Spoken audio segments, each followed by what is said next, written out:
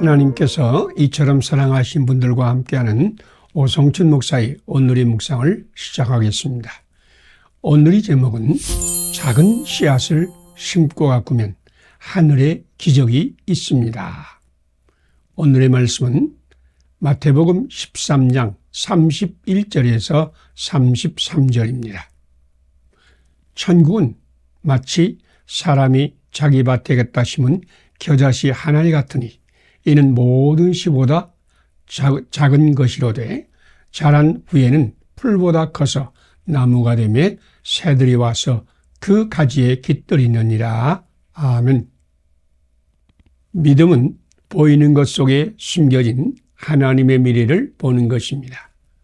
어린아이의 오병이어는 어린이의 점심거리로 보이지만 그 속에는 5,000명을 먹이고도 12광주리가 남는 대기적이 숨겨져 있었습니다.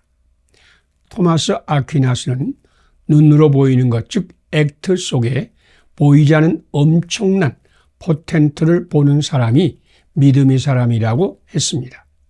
그래서 하나님의 말씀은 우리가 주목하는 것은 보이지 않는 것이니 보이는 것을 누가 바라리요? 라고 고린도후서 4장 18절에 선포했습니다. 겨자씨는 아주 작습니다. 그러나 그 속에는 풀보다 커서 그 가지에 새들이 깃들이는 나무가 숨겨져 있습니다.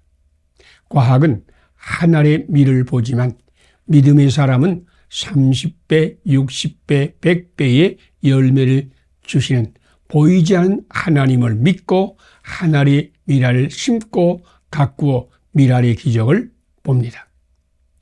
수많은 사람이 자기 눈으로 보는 것이 다인 줄 알고 낭망하며 좌절하며 시리에 빠졌습니다.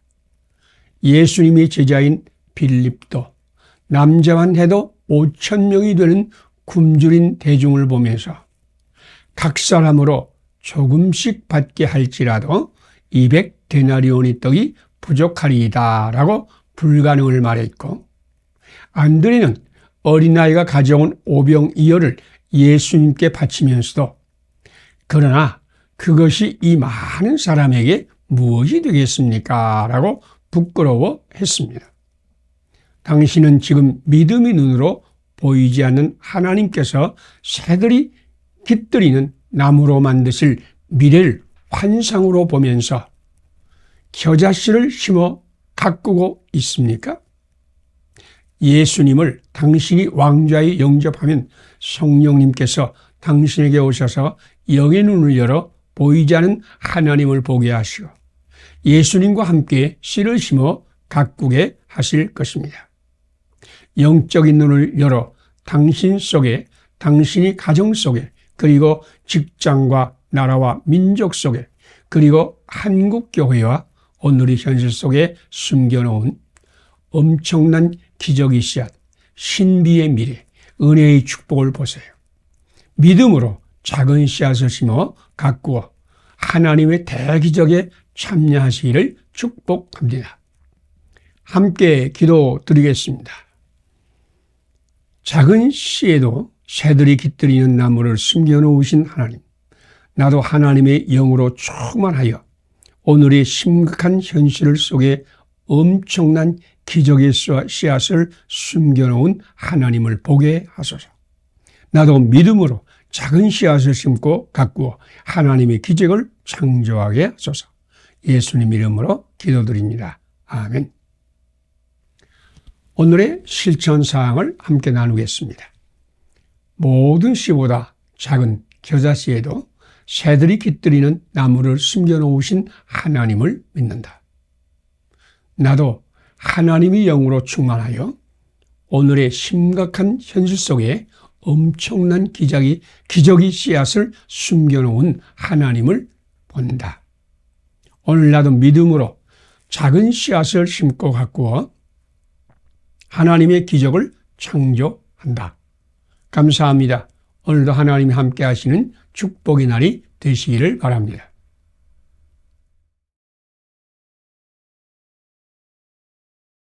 하나님께서 이처럼 사랑하신 분들과 함께하는 오성춘 목사의 오늘의 묵상을 시작하겠습니다.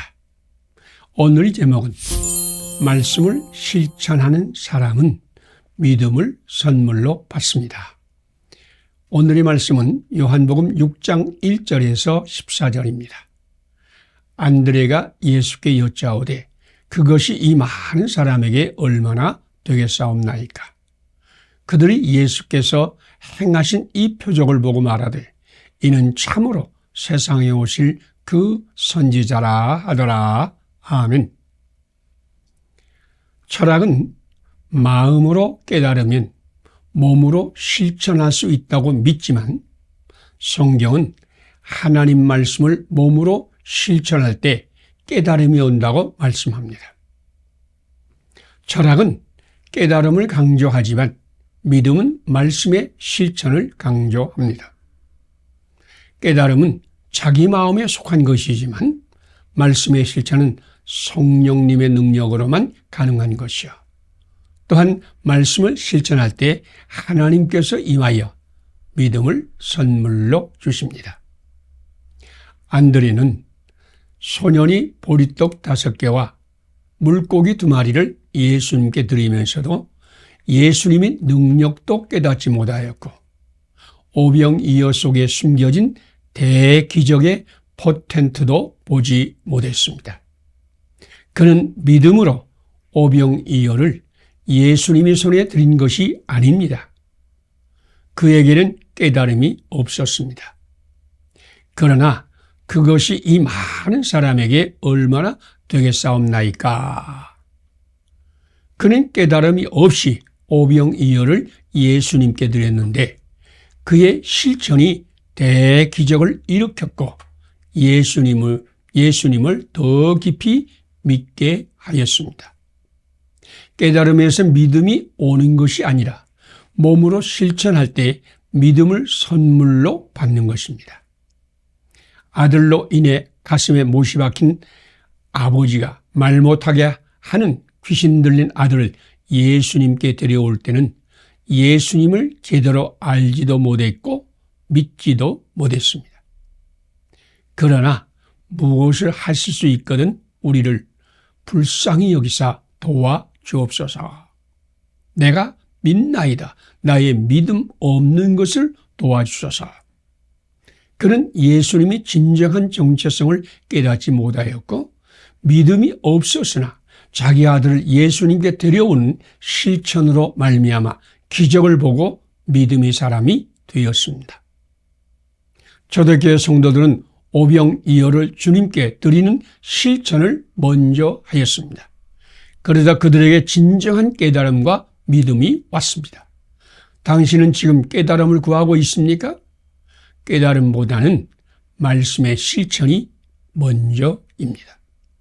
당신 자신이 평범하고 비천한 오병이어 같을지라도 하나님 말씀을 순종하여 자신을 하나님께 산제물로 드리고 하나님을 순종하면 당신은 놀라운 깨달음을 얻을 것이요 또한 믿음을 선물로 받을 것입니다. 함께 기도드리겠습니다. 믿음이 없었으나 오병이어를 예수님께 드리는 실천으로 대기적의 주인공이 되게 하시는 예수님, 깨달음을 먼저 구하던 어리석음을 깨뜨리시고 말씀의 실천을 먼저 하게 하소서. 오병이어 같이 보잘것없고 비천한 나를 주님께 드려오니 믿음을 선물로 받게 하소서. 예수님 이름으로 기도드립니다. 아멘. 오늘의 실천사항을 함께 나누겠습니다. 믿음이 없었으나 오병이어를 예수님께 드리는 실천으로 대기적의 주인공이 되게 하시는 예수님을 믿는다. 깨달음을 먼저 구하던 어리석음을 깨뜨린다. 말씀의 실천을 먼저 한다. 오병이어 같이 보잘것도 없고 비천한 나를 주님께 드려서 깨달음과 믿음을 선물로 받는다. 감사합니다. 오늘도 하나님이 함께 하시는 축복의 날이 되시기를 바랍니다.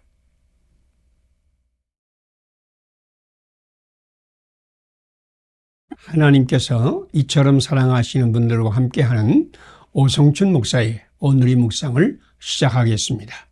오늘의 제목은 임마누엘 하나님이 믿음의 생수를 흐르게 합니다. 오늘의 말씀은 창세기 26장 1절에서 33절입니다. 그들이 이르되 여호와께서 너와 함께 계심을 우리가 분명히 보았으므로 우리의 사이 곧 우리와 너 사이에 계약을 맺으리라 말하였노라. 이제 너는 여호와께 복을 받은 자니라. 아멘. 예수님을 믿고 영접한 사람은 나 홀로 존재가 아닙니다.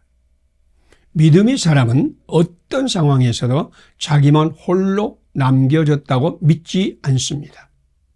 요셉은 형제에게 팔리고 보디발의 집의 노예가 된 상황에서 하나님께서 자기와 함께 계시고 자기를 형통하게 하신다고 믿었으며, 그의 주인 보디발도 요셉은 하나님과 함께하는 존재, 하나님께서 형통케 하는 존재라고 믿었습니다. 이삭은 가나안 땅에 흉년이 들었을 때에 풍요의 땅 애굽으로 내려가려고 했는데 가나안 땅에 머물라는 하나님의 말씀을 순종하여 블레셋 사람이 지방인 그랄에 머물러 농사를 지었는데 그 해에 100배의 복을 받았습니다. 이 복은 하나님께 순종함으로 하나님께서 내려주신 복이었는데 블레셋 사람들은 그 땅을 축복의 땅이라고 생각하여 우물과 그 땅을 빼앗고 이삭을 그 땅에서 쫓아내었습니다. 이삭은 자기와 함께 계시는 하나님과 함께 그 땅을 떠나서 그랄 골짜기로 갔는데 거기서도 이삭과 함께 하신 하나님은 그에게 놀라운 복을 주셨습니다. 블레셋 사람들은 거기까지 쫓아와서 이삭이 파놓은 우물을 빼앗고 또 빼앗았지만 이삭과 함께 하신 하나님은 여전히 이삭에게 복을 주시고 또 주셨습니다. 드디어 블레셋 왕 아비멜렉도 하나님의 신비를 발견했습니다. 그는 자기의 친구 아후삭과 군대장관 비골과 함께 이삭을 찾아와서 여호와께서 너와 함께 계심을 우리가 분명히 보았으므로 너는 여호와께 복을 받은 자니라 라고 고백했습니다. 블레셋 왕 아비멜렉은 하나님께서 이삭과 함께 계심을 분명히 보았습니다. 하나님을 알지 못한 왕이었지만 그도 이삭의 복은 자기의 노력이나 환경이나 운이 좋아서가 아니라 하나님이 주신 복임을 깨달았습니다. 믿음의 사람은 나 홀로가 아닙니다. 하나님께서 당신과 함께 계시고 당신을 형통하게 하실 것입니다. 오늘도 만복의 근원이신 하나님을 찬송하며 이웃을 축복하기를 소망합니다. 함께 기도드리겠습니다. 이삭과 함께 하시고 이삭을 형통하게 하신 하나님, 나도 하나님께서 나와 함께 하시며 나를 형통하게 하심을 믿게 하소서. 대박의 운을 기대하던 어리석음을 용서하소서. 상황이나 이웃이나 나의 노력 때문이 아니라 임마누엘이 하나님이 우리의 축복임을 믿게 하소서. 예수님 이름으로 기도드립니다. 아멘. 오늘의 실천사항을 함께 나누겠습니다. 이삭과 함께 하시고 이삭을 형통하게 하신 하나님을 믿는다. 나도 하나님께서 나와 함께 하시며 나도 형통하게 하심을 믿는다. 대박의 운을 기대하던 어리석음을 회개한다. 상황이나 이웃이나 나의 노력 때문이 아니라 임마누엘이 하나님이 우리의 축복임을 믿는다. 감사합니다. 오늘도 하나님이 함께 하시는 축복의 날이 되시기를 바랍니다.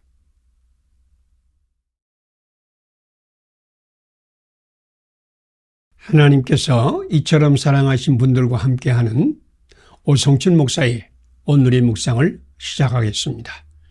오늘의 제목은 중생하면 당신도 영적인 생명을 받은 영적인 존재가 됩니다.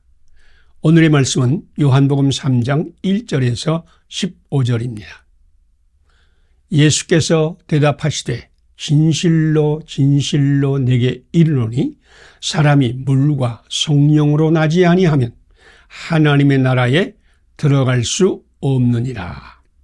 육으로 난 것은 육이요 영으로 난 것은 영이니. 아멘. 성경이 말씀하시는 생명에는 생물학적인 생명과 영적인 생명이 있습니다. 생물학적인 생명은 태어나고 성장하고 죽습니다. 생물학적인 생명의 중심은 생존 본능으로 자기의 중심이며 자기를 지키기 위한 욕망과 정욕에 따라 움직이며 보이는 것에 매여서 이성적이요 과학적입니다. 그러나 영적인 생명은 성령님이 주시는 생명이기 때문에 하나님의 생명과 평안과 사랑이 약동하는 생명입니다. 영적인 생명은 하나님의 용서하심과 이해하심과 관용하심과 오래 참으심과 선을 행하심 등 이웃을 사랑하고 배려하고 축복하는 생명입니다.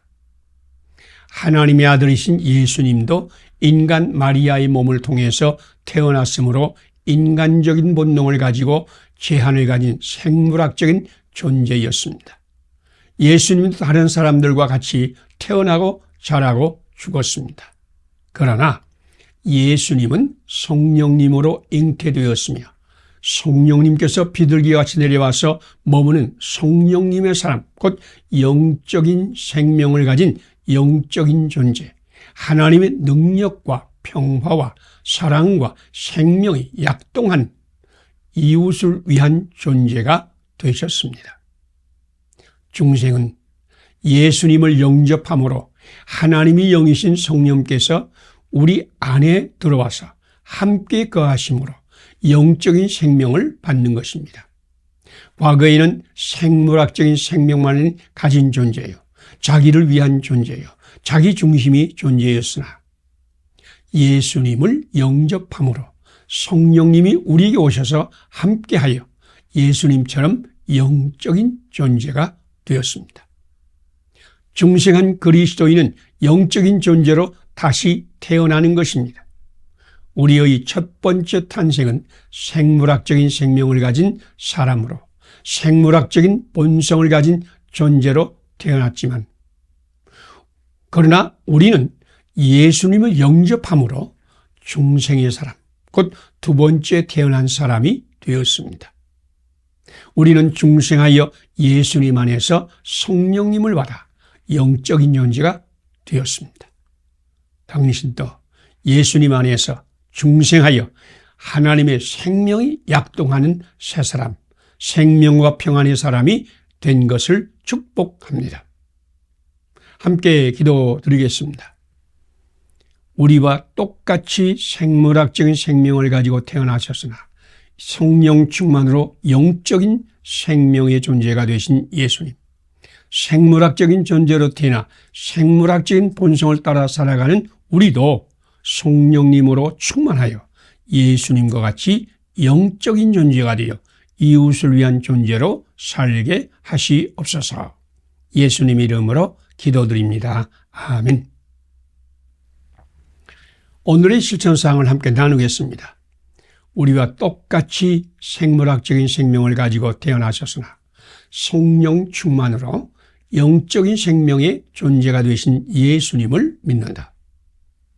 생물학적인 존재로 태어나 생물학적인 본성을 따라 살아가는 나도 성령 충만하여 예수님과 같이 영적인 존재가 되어 이웃을 위한 존재로 산다. 감사합니다. 오늘도 하나님이 함께 하시는 축복의 날이 되시기를 바랍니다.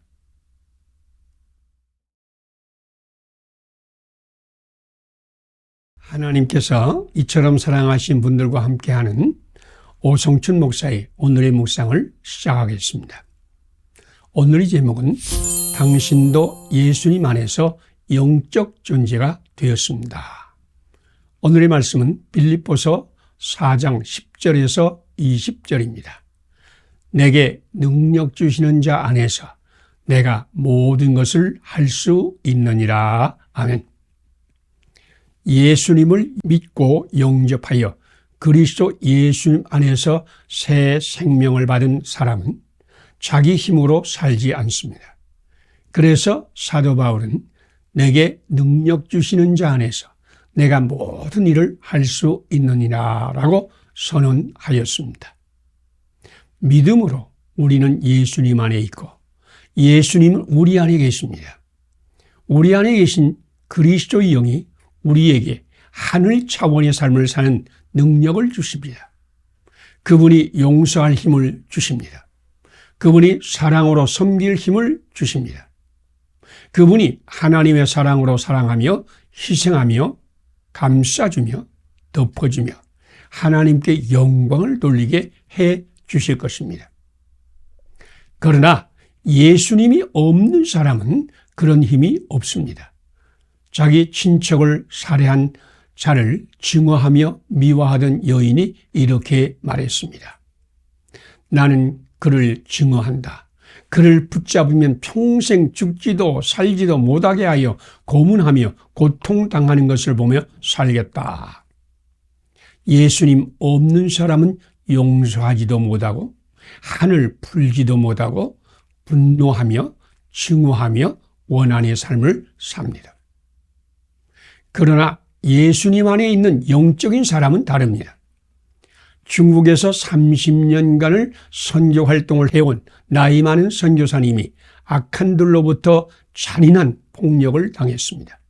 악한들이 집에 들어와 탈취하고 집을 불태우고 그 식구들을 죽이고 그를 잔인하게 구타하여 거의 죽게 된 것을 버려두고 갔습니다. 그 선교사가 사람들에게 발견되고 의식을 회복하는 순간 그의 첫 마디는 사랑이요 용서였습니다. 그들을 너무 심하게 처단하지 마세요. 그들은 아무것도 모릅니다. 하나님은 그들도 사랑하십니다. 그의 안에는 주님께서 그에게 주님의 사랑으로 사랑하게 한 것입니다. 우리는 예수님을 믿고 영접할 때에 영적인 생명을 얻었습니다. 영적인 사람은 하나님께서 함께하는 사람입니다.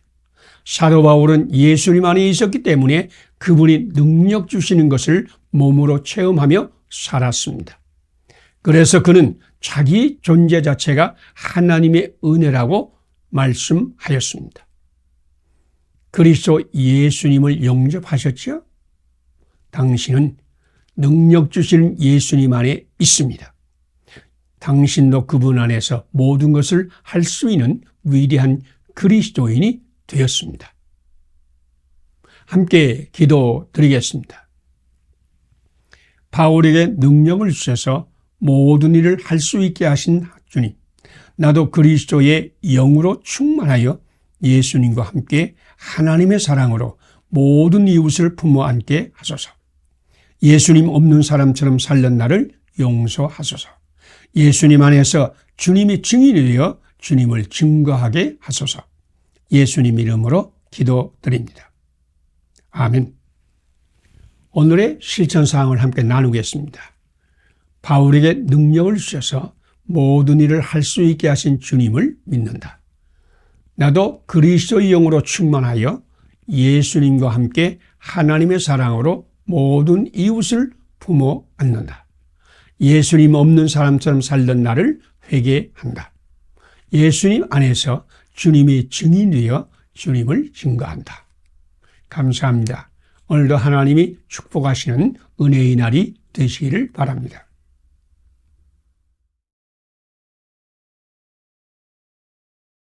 하나님께서 이처럼 사랑하신 분들과 함께하는 오성춘 목사의 오늘의 묵상을 시작하겠습니다. 오늘의 제목은 화병에서 해방되는 길은 오직 믿음입니다.